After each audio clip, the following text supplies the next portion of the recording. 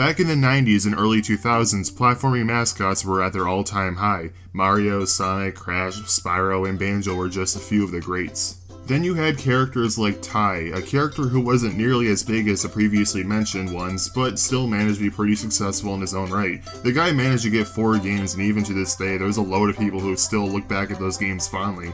Want proof? There was recently a Kickstarter to get the game on Switch, and it ended up raising well over $100,000. I personally gave 20, which was just enough to get the game and get my name in the credits. So yeah, a lot of people love this game. And I'm no exception. I went back to this game constantly as a kid. It was easily one of my favorite games at the time. Nowadays, I definitely think it's a flawed game, but it has so much charm and other things are just unique to specifically this game. It makes it a lot easier to look past its faults.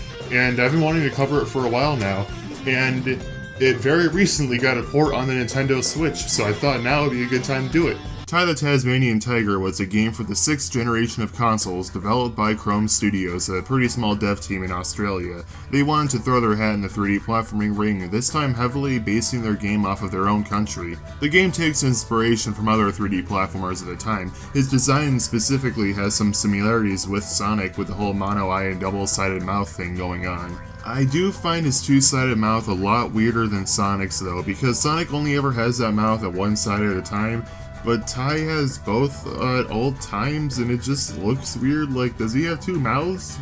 Or just, are those holes in his cheek? What are those?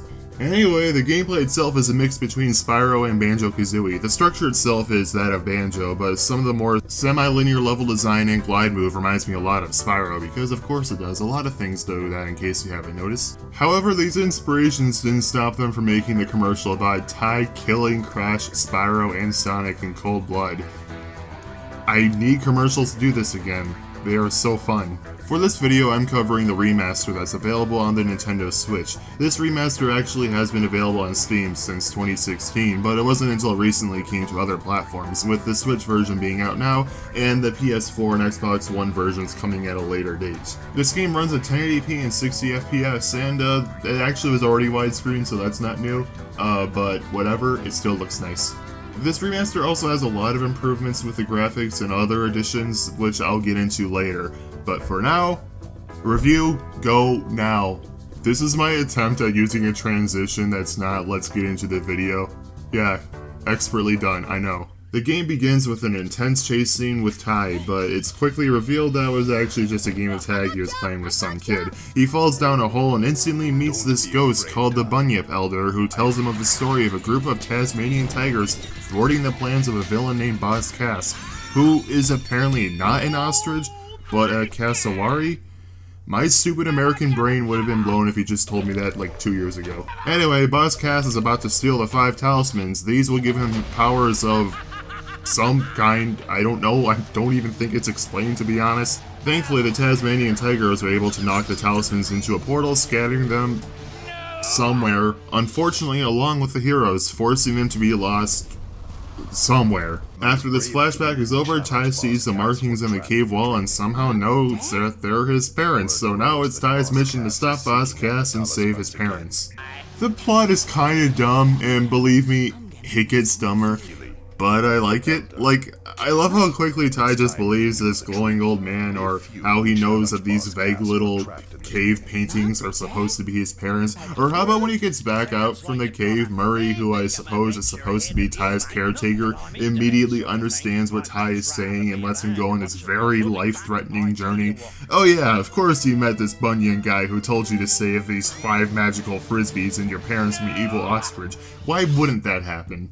Anyway, the gameplay itself is a lot like Banjo-Kazooie, as in it's a Collect-a-thon 3D platformer. I feel like I say that a lot in this channel. If I had to quickly describe this game, I would say it has the structure of Banjo and the level design of Spyro, except it's far more open, like, to a fault.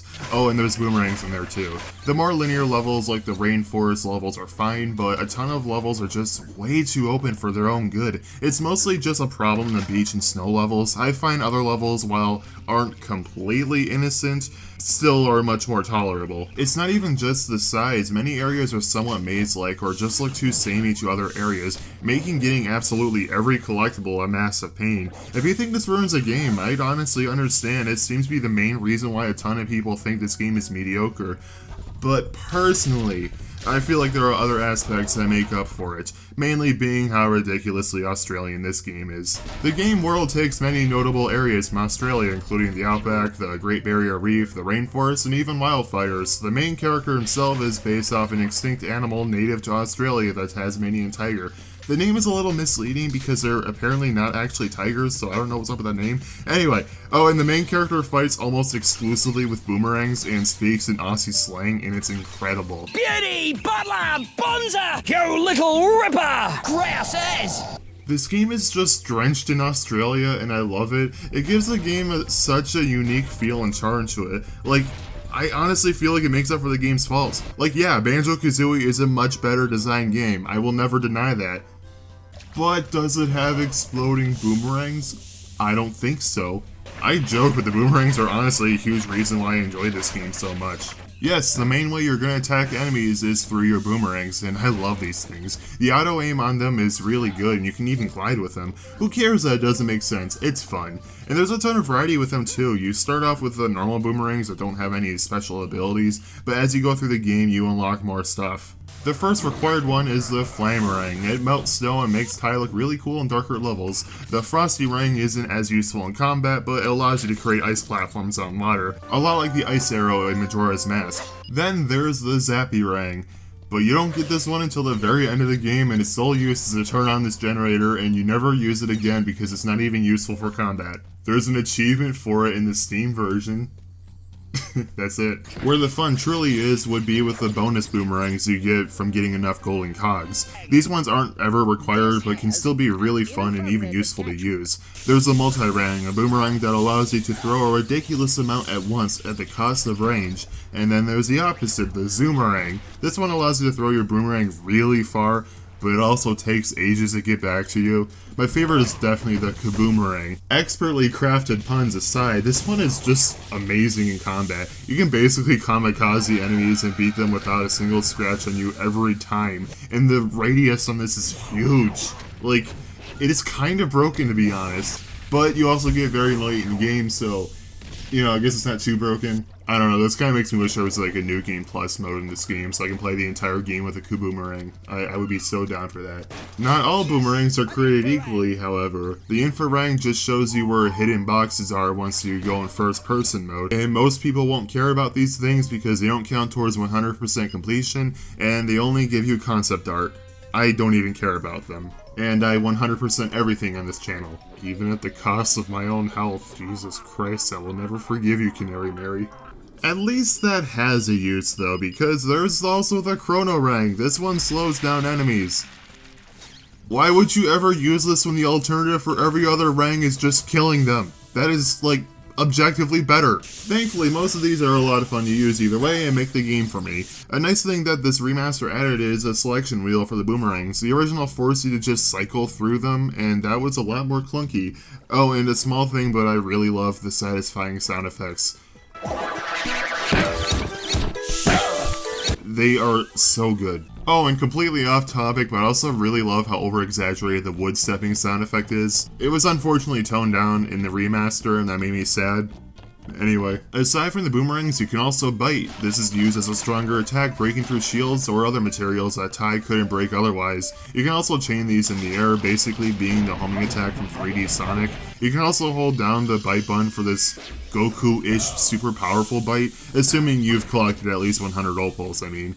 It's not all that useful, it's really only good for attacking these turkeys or small children. At least when Ty doesn't decide to lock onto a nearby box instead. Yeah, that was annoying. These are limited moves too, so it's not like I can just do it again.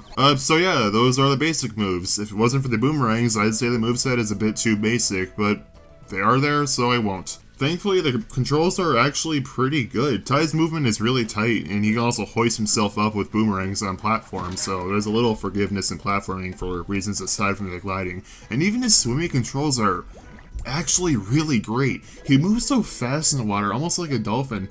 Again, that reminds me a lot of Spyro, and I love that game swimming for similar reasons. He can basically hold his breath forever too, so you don't have to worry about, you know, Drowning. Okay, his error is limited, but it takes such a ridiculous amount of time to drown. I can promise you that that will never happen to you. I've never actually timed it, but I wouldn't be surprised if it was like 5 minutes. The one issue I have with the controls would be the jump. Every platformer, like, ever changes your jump height depending on how long you hold the jump button. Tap it and your character will do a short hop. Hold it and they'll jump as high as they can. This is a standard and has been since the genre started. So it's kind of weird that Ty doesn't do that. His jump height is exactly the same no matter how you press the button. And it just makes this jump feel way more clunky than it, what it could be. It's not a huge deal, but like, it's still kind of weird. The camera is at least surprisingly solid for a game from this era. I don't really have any issues with it, except I did find it to be really sensitive at first, even more so than I remember the original release being, but then I looked into the options and yeah, you can change the sensitivity, so thank you Chrome, options like that are always really appreciated. They apparently plan on going even further with this, allowing you to completely remap the controls to whatever you like, and that is awesome, especially because I really want to play this game with a GameCube controller, but I can't because the button placement's weird, like you jump with the B button, that's just not how it is in the original. And yes, I know the Switch now allows you to remap buttons, but it for some reason doesn't work with USB controllers, and the GameCube controller counts as that, so yeah, anyway, back on topic. That's enough with the controls. Let's talk about the stuff you're going to be collecting. There's 10 main collectibles in every level, this time being Thunder Eggs, which are a real thing by the way. You get these pretty much the same way you get any main collectible in any game of this genre. Play minigames, perform tasks, and of course, harass turkeys. But there's a few other ways that remain consistent throughout each level. First off, there's the Bilbies. These work exactly the same way the Jinjos from Banjo-Kazooie work. They're lost creatures who give you a Thunder Egg once you find all 5, but they actually have a reason to not just get up and go, unlike the Jinjos. Each level also has a race at the end, whether it be a race against time itself or just a race, depends on the level. The ones where you just need to run through the level are kinda boring because there aren't really any challenge, just run forward, that's it. But they do get more interesting than that. Like the ones where you're racing against this otter dude down a water slide, or the ones where you're racing Rex. These ones are pretty cool because they have him be really fast in the water but really slow on land, so you have to take advantage of the land segments to beat him, and I just think that's a cool concept. There's also the Yopals. There's a whopping 300 in each level, and if you get all of them, you get a Thunder Egg.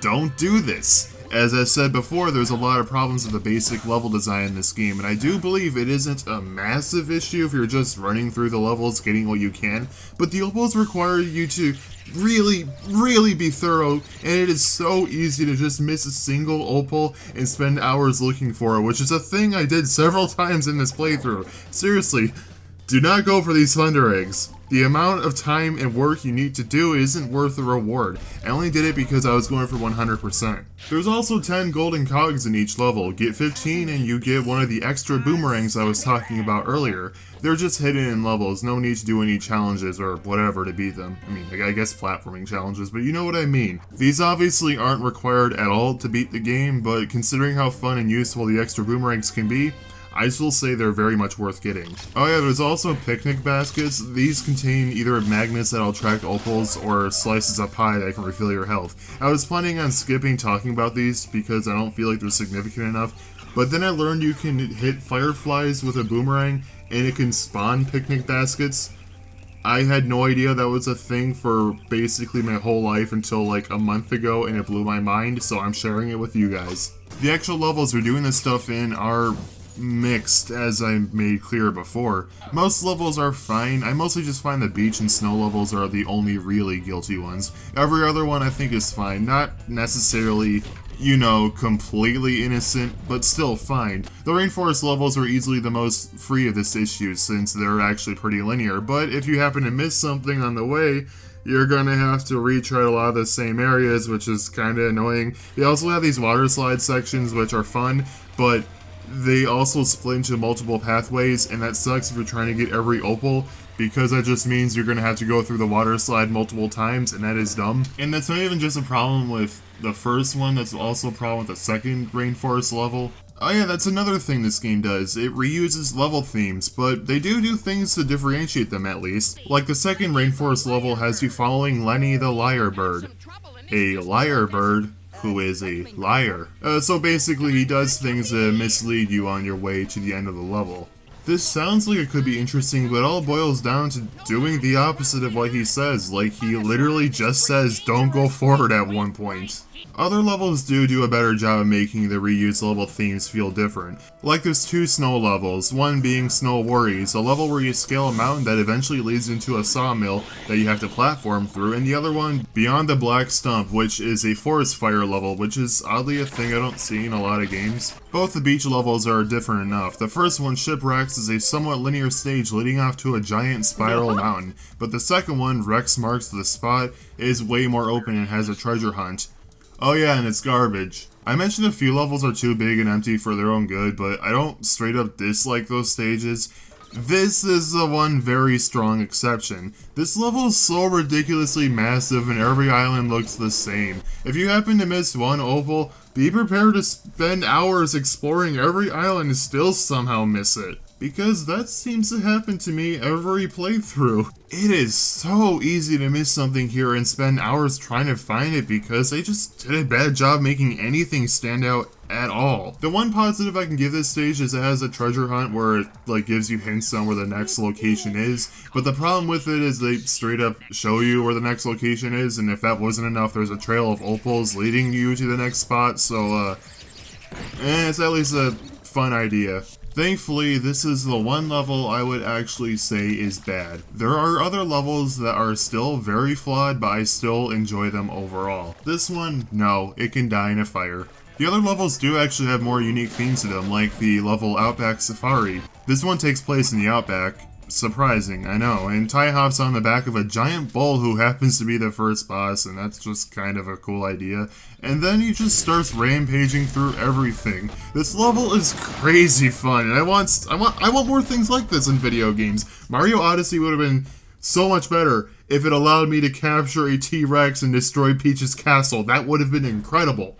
But my favorite level in the game is absolutely Bridge in the River Ty. I adore the atmosphere of this level. It's so pretty and calming, and aside from this bridge being a little too long, it doesn't really have that too open for its own good issue. It's legitimately a great stage. And oh my god, the music. It is so good. Easily the best track in the game.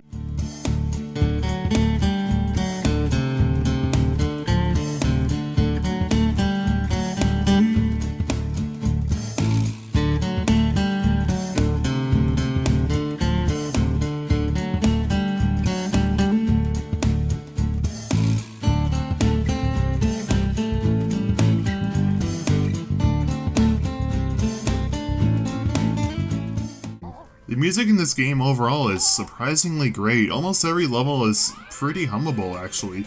A Walk in the Park is one of my personal favorite level themes in the game.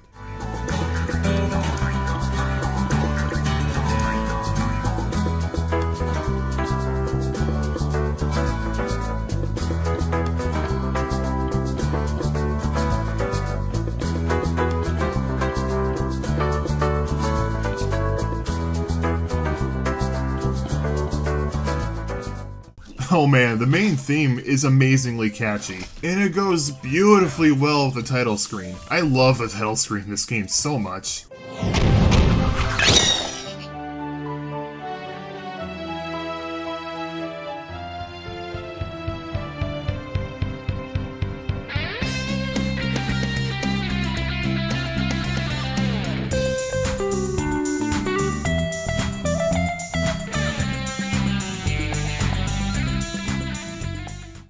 Man, the bull spin. Oh, it's definitely my second favorite track in the game.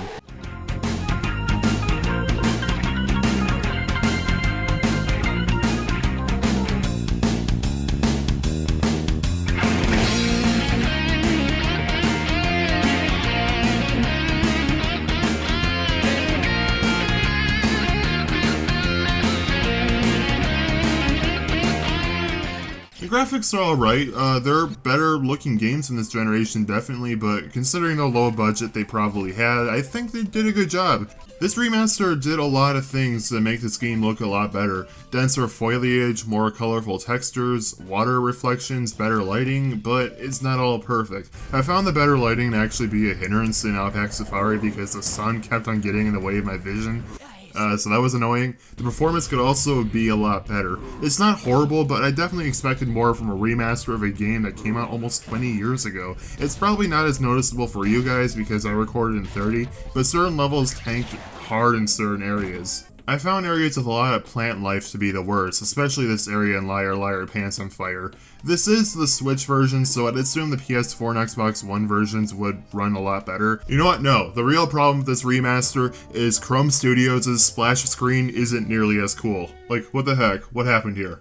I'm kidding, the new one actually looks really nice. I just like how the old one is more game specific. Anyway, joking complaints aside, I think the visuals are okay for a 6th gen game, but obviously there's a lot of other better looking games from this generation, and this remaster probably should have had a higher performance. You know what, I think okay is also a good way to describe most of the bosses in this game. The only one that really stood out to me was this robot shark. The boss arena looks really cool and the way you fight him is interesting. You have to bait him into chewing on bombs and then blow them up. It also ends on a Free Willy reference because that's never been done before. But every other fight was just... I don't know, I didn't really have any like big issues with them. They just weren't fun. I guess the one against Fluffy is kind of cool. Yes, the person piloting this mech is called Fluffy, I know. Anyway, it's kind of cool and like the hurt animations are fun to watch, I guess, but the way you fight her isn't super clear, so probably still not a great fight. But then you have Sly the Tasmanian Tiger. Yeah, Sly. You know how the entire internet jokes about Shadow being an incredibly edgy character, but there's actually a little more to him? Yeah, well, Sly is what the internet thinks Shadow is. He's the darker palette swap of Tai who's always lurking in the shadows, even when it's totally not necessary. And he inexplicably hates Tai. He also has a boss fight, and it's one of the most brain-dead fights I've ever experienced. All he does is run around and throw boomerangs. So, how do you fight him? By running around and throwing boomerangs. Obviously, Sly is not a great character, but I still like him because he's such a tryhard. I can't help but laugh at how overly serious he is, and I think that might be the point. I don't know, maybe Sly was an earnest attempt to make their own Shadow, but either way, I think it's funny, so whatever. Give this guy his own game with guns. And Sly's goofiness is increased to the max in the final level.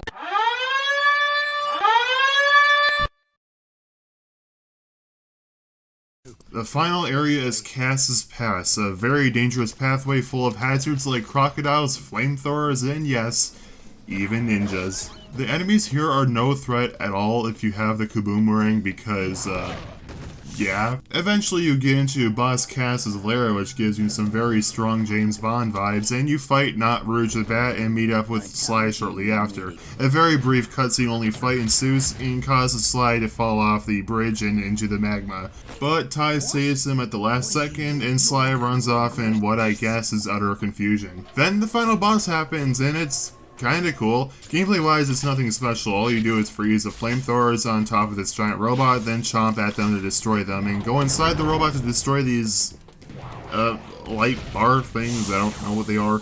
And it ends off with Sly giving Tai his boomerang so he can deal the final blow. So yeah, Sly is a good guy now. I guess. I mean, I know Sly just saved his life, but that was like not even 5 minutes before, and now he suddenly decides to take a completely different path in his life and betray the only people he ever knew. But whatever. That aside, destroying the robot from the inside is just a cool concept to me, and controlling Sly's boomerang, which is called the Doomerang, is actually pretty fun. Though this fight is oddly similar to Battle for Bikini Bottom's final boss, it even ends off basically the same way. Anyway, Tai defeats Boss Cass, saves his family, and the game ends off on a cheesy freeze frame. If you happen to get 100%, you get a teaser to a sequel with the robot Tai. My god, when will the Sonic comparisons end? I have very little experience with the sequel, but apparently the robot Tai isn't important at all, just being a normal NPC. So there's that. I don't know what's up with that build-up then. Thankfully, that's not the only thing you get for 100%, because you also get a bonus level. It has hundreds of those secret picture frames you find throughout the game, and that's it. It's not an amazing reward, but it's still kind of cool. And the area you will get to run around in is kind of fun to explore for a few minutes, but probably not worth going for 100%. Something I didn't know until I started making this video is there apparently were 2 separate bonus levels, and whichever one you got depends on what console you're playing on. I played on GameCube, so this is the one I've known about for years, but this remaster gives you access to both of them, which is actually really cool. The fact that there's been Tie 1 content that I've just never experienced until now is just really interesting to me. The second one isn't too different though.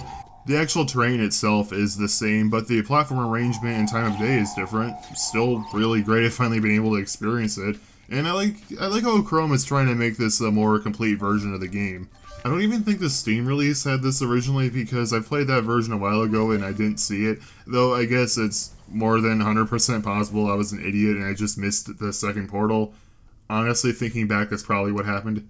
So this video is almost over, but I kind of want to talk about some of the other extra stuff this remaster includes. First off, there's alternate costumes. These were actually a stretch goal in the Kickstarter, and they're actually really cool. There's one based off of Sly, Shazza, a goat. My favorite one is definitely this one. This one is based off of Ty's prototype design. Actually, speaking of the prototype, they actually included a bunch of footage of much earlier builds, and I really wish more games did this. Taking a peek into early developments of the games I love is always really interesting, and there's a lot of really cool stuff here, like apparently you're supposed to be able to drive a Jeep at one point. They unfortunately don't have the making of video the original did, because apparently re-including that would require Chrome to track down each of the employees in that video to ask for permission of re-showing it, but I think they more than made up for that video's omission through this other stuff. They also added optional motion controls, but it's stuff that you would never use, like tilting the controller to steer Ty's glide. Like, why didn't they just add gyro to the first person aiming?